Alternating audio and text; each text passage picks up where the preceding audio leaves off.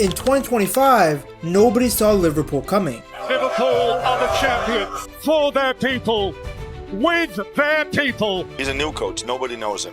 I mean, obviously we didn't know too much about him. In 2026, they have been the topic of every conversation. Jamie, there will be a lot of expectation around this Liverpool side because of the signings that have been added, because they are the defending champions. They went shopping like champions. So if you do the same as we did last year, we will probably not be able to win it again. So we have to improve the players that are still there, and we've tried to bring new energy in, but also weapons, as you call it. Big signings. Wirtz over the last 3 seasons has the most assists of any player who's played in the Bundesliga.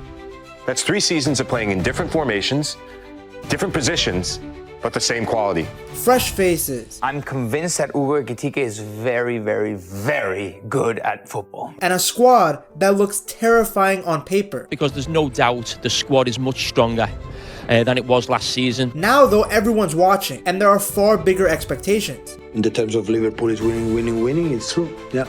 Getting to the top was hard, but staying there will be even harder. How'd you go again? Do you think it'll be harder to retain it than winning it this season?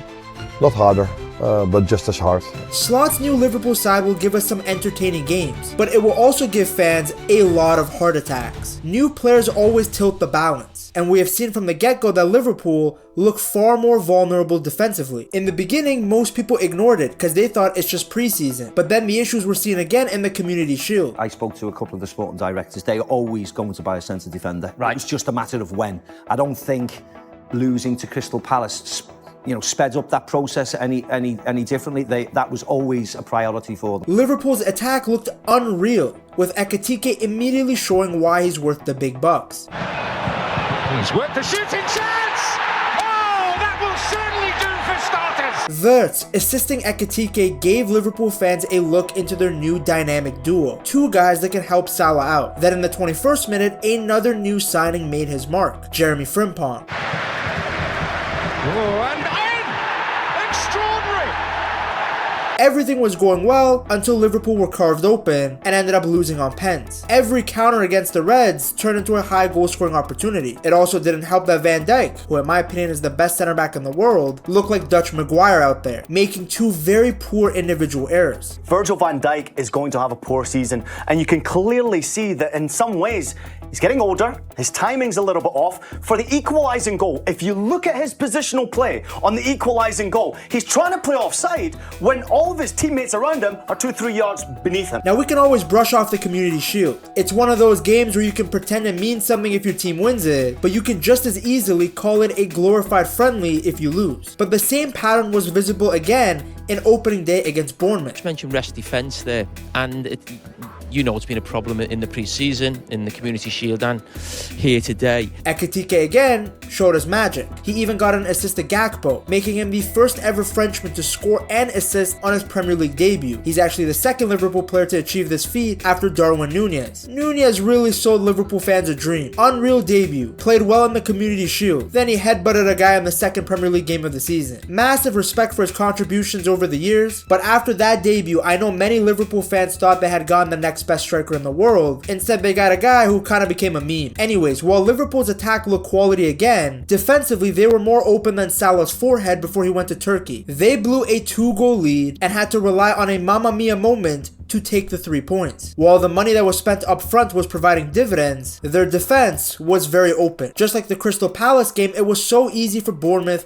to just hit them on the counter. Liverpool have so much quality that everybody wants to get forward, so when they lose the ball, it's basically a free path to goal. In the past, defensively, Robertson would shuffle across to make a 3-back in possession, creating this 3-1 shape in the build-up. But now, with the arrival of Kerkez and Frimpong, the shape is different. We've seen Gravenberch drop between the center backs, while Kerkez pushes wide and Frimpong pushes higher up or tucks into a narrow position. It was a similar story in the Community Shield against Crystal Palace. This time it was Curtis Jones or Dominic Szoboszlai who would drop back to make a temporary back 3, letting Kerkez and Frimpong push up and start higher up the pitch. When it wasn't a midfielder dropping between the center backs, sometimes either Szoboszlai or Gravenberch would move into the half spaces to to keep the back three shape. This helped the ball move quicker across the defense and opened up more passing options in the first phase of Liverpool's build-up. We saw this here and there last season as well, but it's been happening a lot more often this season. But this also means that when they lose the ball higher up the pitch, they are way more exposed on the counter. It also doesn't help that Liverpool don't have a natural holding midfielder. Yes, there's Endo, but he's the closer. He's not a guy that's regularly in the starting 11. They got away with it in 2025 because Gravenberch and McAllister were so good together. But keep in mind that Gravenberch's form dipped late in Liverpool's title-winning run. Now that was partly because of fatigue, but also because opponents started targeting him as a main spark in Slot's attack. The upside was that it gave McAllister more room to shine. With new players coming in and more managers watching Slot ball, the Dutch Lex Luthor knows that he has to keep his team unpredictable. The tweak that we have seen him use in the build-up might not be used every game, but it's another way for him to stay flexible and move the ball around through the thirds. As I stated earlier, in the 2025 season, Slot's go-to midfield was Gravenberch, McAllister, and Szoboszlai. They were all great on the ball, but also worked well together defensively. From the number 10 role, Szoboszlai was the engine. The guy led the press and covered the spaces behind Salah. Then behind him was McAllister and Gravenberch, who formed a solid partnership, and then behind those two was Van Dijk and Konate. In this system, Liverpool were very compact and ready to stop counterattack. Now though, with Wirtz as the new number 10, that balance has shifted. Now I'm not saying that the 22-year-old wonder kid is a problem, but Liverpool's midfield needs to adjust to fit him in. Once again, we saw this against Crystal Palace, where both of Palace's goals came from playing straight through Liverpool's midfield. Now in fairness, the double pivot that day was Jones and Szoboszlai, not Gravenberch and McAllister. Still though, it's something that Slot needs to be wary of. For the first goal, Warren got past Wirtz and Szoboszlai, and with Jones sitting too deep, Kamada slipped Mateta in behind. Alisson bailed them out at first, but Palace still won a penalty soon after. For the second, Warren again broke through three midfielders to find Sarr after Gakpo lost the ball. It wasn't Van Dijk's best game, and with two new fullbacks in the line, the lack of chemistry between them showed, especially in the messy positioning for that second goal. Now usually I wouldn't put too much analysis into one game, but conceding goals has been a theme for Liverpool early in this season. With Gravenberch locking down the number 6 role, the number 8 position will be key to making this midfield work. McAllister started the preseason late while recovering from his injury at the end of the previous year, which gave Szoboszlai a chance to prove himself there. He struggled against Palace, but alongside Gravenberch and Wirtz, he had done well against Athletic Club. Then against Bournemouth, his performance was a bit up and down. Wirtz's arrival has upped the competition in midfield. He won't be expected to match Szoboszlai's work rate because Liverpool want him in the final third pulling the strings. But that also means that they have to find a new way to keep the balance right, because Szoboszlai brought the pace and power. Meanwhile, McAllister can control a game and quietly cut out counters in ways that Szoboszlai can't. Will Gravenberch, McAllister, and Wirtz be the trio that works? Only time will tell. The plus side is that further forward,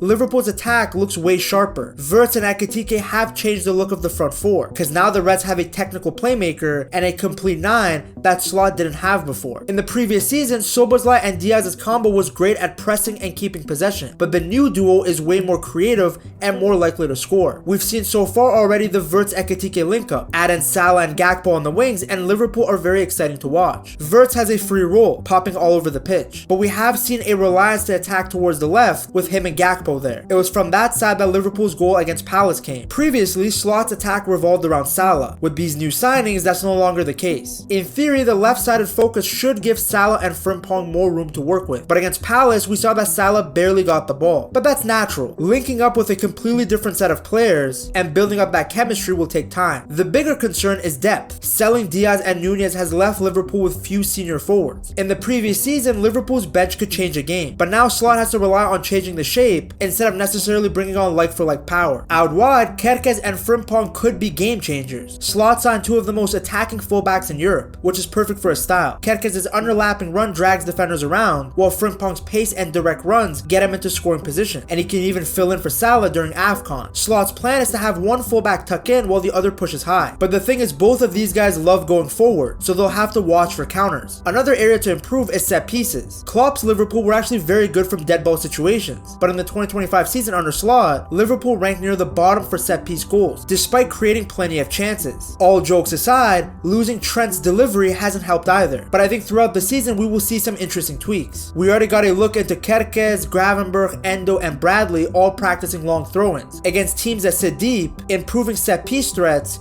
could be the key to breaking down those teams. The other big shift is that Liverpool are no longer the underdogs.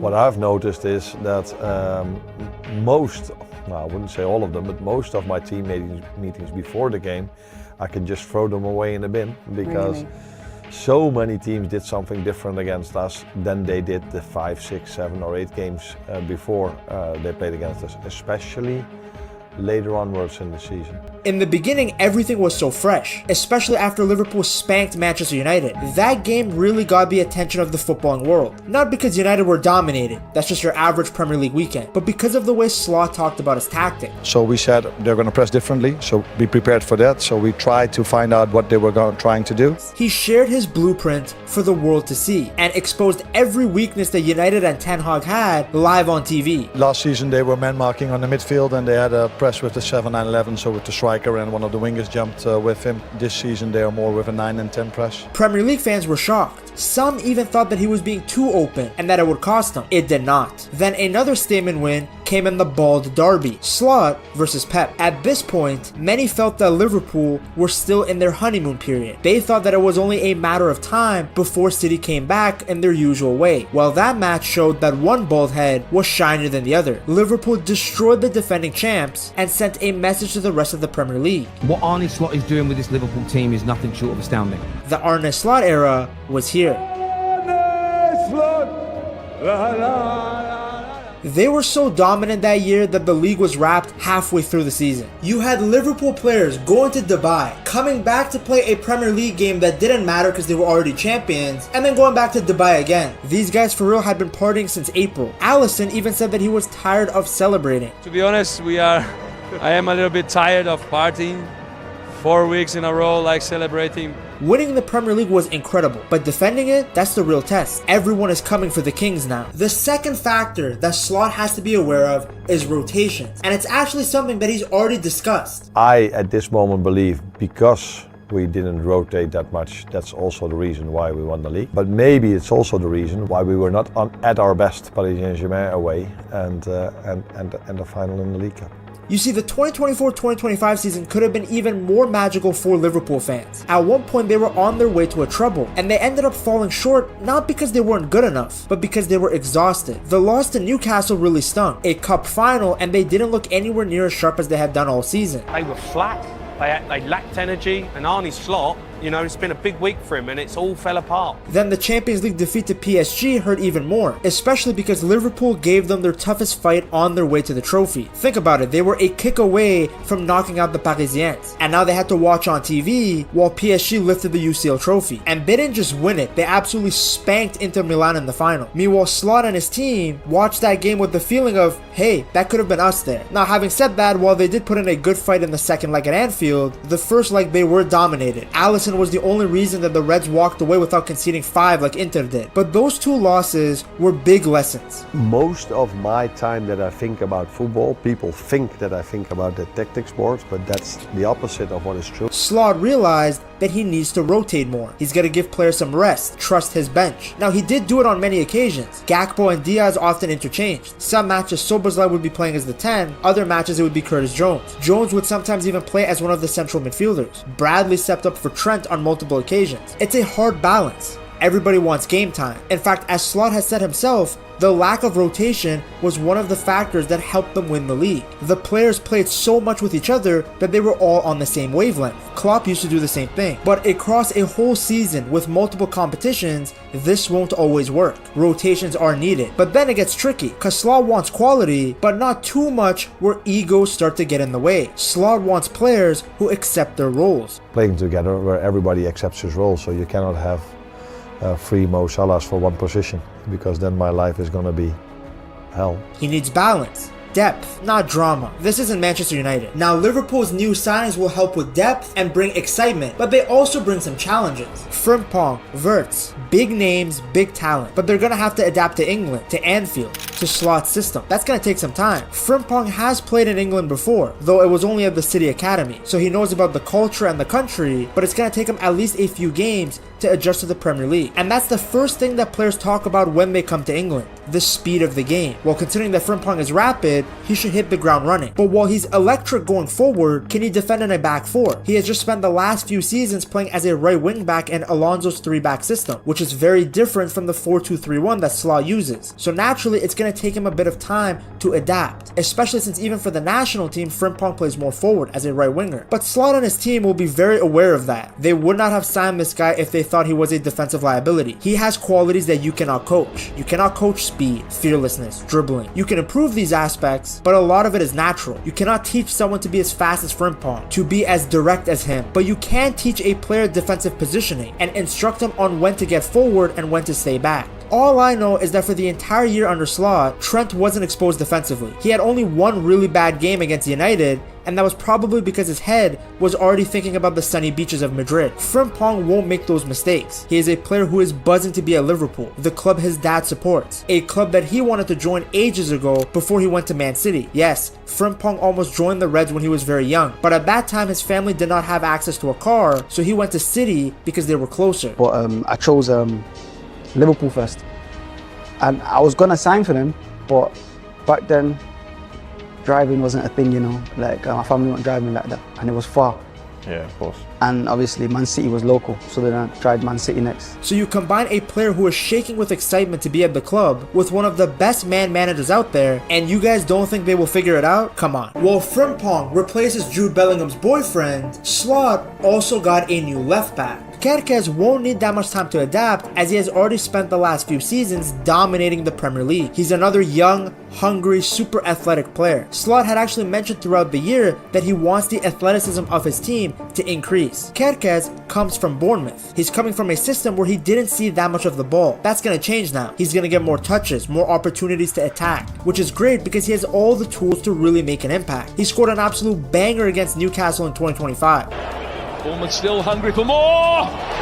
Just imagine him overlapping Gakpo in the attacking third. The opponent has to pick their poison. Do you close down Gakpo to avoid the finesse shot but leave Kerkez open, or do you back off to cover the overlap and then risk Gakpo curving it around everyone into the top corner? As good as he is, Slot will still need to find the right balance to get the best out of the Hungarian. Does he want him overlapping, underlapping, or inverting in? I'm sure they're going to experiment around a little, but out of all the new signings, this guy is the safest when it comes to adapting right away. Now Wirtz is the big one. He has the biggest price tag, biggest hype, biggest name, but also the biggest expectations. He's a magician, but where do you play him? Does he go straight into the number 10 role? Does he play as a winger? Is he a false 9? Slot has to find the right spots for him to shine, because we have seen what this guy can do at Leverkusen. We're talking about a player that can take over a game, make moments of magic out of nothing. Only Salah can do that on a consistent basis on this Liverpool team. But where will the German be at his best? That's the mystery that Slot has to solve, and that's why the Dutch Lex Luthor gets paid the big bucks.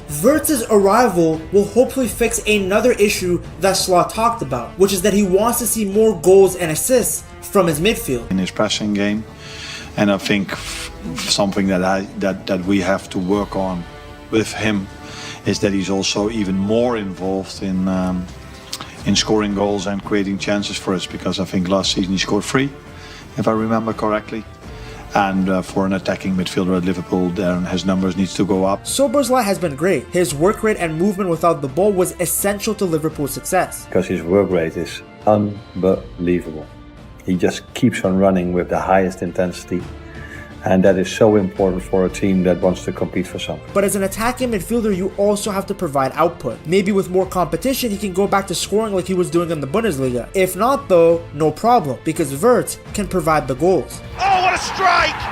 Stunning goal! Now behind those guys, McAllister and Gravenberch held down the central midfield position like bosses. I mean, Slot transformed Gravenberch into one of the best 6s in the league after another summer where they couldn't sign a holding midfielder. He was fantastic in that position. I would argue that without Gravenberch, Liverpool might not be top of the league. And him being so good helped McAllister push forward, which allowed the Argentine to also perform better. Klopp kept using McAllister as a sole 6, which of course he can play, but this guy is an 8. Argentinian Modric, I call him, because he will help you do the dirty work in the middle of the park, but he's also a magician on the ball. You don't want to waste how good this guy is going forward by having him be further back. Now, the lack of depth in this position is a bit concerning though. Curtis Jones was used as a rotational option, and Endo came out to close games, but I'm not sure if that's enough for another season. You look at how many competitions there are, and you want to be able to rotate without seeing a drop off in quality. So even though Gravenberch has been fantastic, I do think Liverpool should still be on the lookout for a holding midfielder. Despite the amount of new signings, Liverpool still need another attacker. It's probably why they have been doing everything they can to get Isak. While it would be amazing to pick up a player of that caliber, in general, they need more depth up front. Their margin for error feels smaller than last year. Nunez was sold to Al Hilal, Luis Diaz was sent to Bayern, and Jota, rest in peace, is no longer with us. Trent was also a massive plus in the attack, and he's at Madrid now. Even with those guys, Liverpool definitely needed at least 2 more players in the attack, but now they definitely need more tools. Ekitike has shown that he can be that guy, so you probably don't even need to spend big bucks on a striker. You just need to bring in other players that can add depth, because one injury to Ekitike, and Slot is going to have to run a midfielder up front. Then we have the goalie dilemma, something that I haven't seen many people discuss. Alisson has been world class for years. Just look at his performance against PSG in the Champions League. Alisson, you haven't faced many teams this season that have had that many shots at your goal. Was that your best personal performance of the season? Yeah, probably of my life, I think. But now enters Mamardashvili, the Georgian giant who has cat-like reflexes. So which of them starts? Alisson has the experience, but Mamardashvili is the future. Before it was relatively easy. Kelleher was a beast and stepped up tremendously throughout the season, but everyone knew that he was the number 2. In fact, that's exactly why he left, because he felt that he could be a number 1 goalie for a different team. And he had every right to believe that because he was really good whenever he was called upon. But Mamardashvili is not going to want to be the number 2. At least I doubt it. So Slot has to decide. Does he trust the guy who just helped them win the Premier League, or is it time to pass on the torch? Now, while Slot figures out who's going to be in between the sticks, he also has to figure out another issue on the other side of the pitch. Mo Salah had another fantastic season, but he's not 25 anymore. As he ages, where do you play him? Do you begin to manage his minutes? Because Liverpool won the league very much relying on this guy. It was Salah and Inshallah.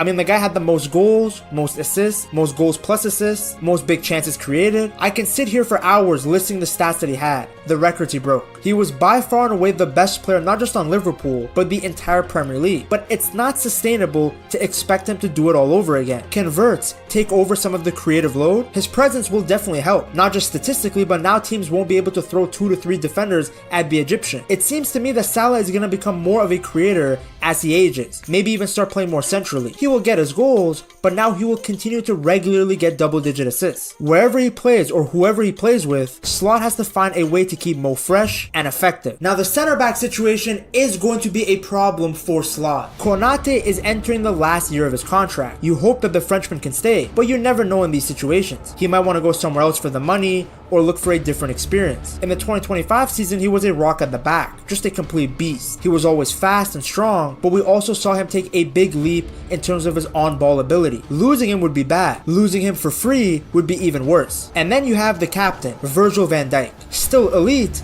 but he's getting older. One injury can leave this entire back line exposed. So Slot and the team have to be thinking of a center back option even if Konate stays. Because there's no way that Liverpool can play Endo as a center back again, no matter how good he played. If they want to win everything, they're gonna need at least one more center back. Because this is his team now. A lot of people saw the 2025 title team as Slot building on Klopp's foundation, Klopp's players, his signings, his culture. And the transition was seamless because, as Slot has said time and time before, there are more similarities than differences between his style and Jurgen Klopp's. But now it's becoming Slot's Liverpool. His signings, his identity, his culture, and the expectations have never been higher because now nobody is underestimating him. To see how the Dutch Caillou went from an unknown player in the 2nd division of the Eredivisie to a Premier League champion, you have to check out this documentary I made on him.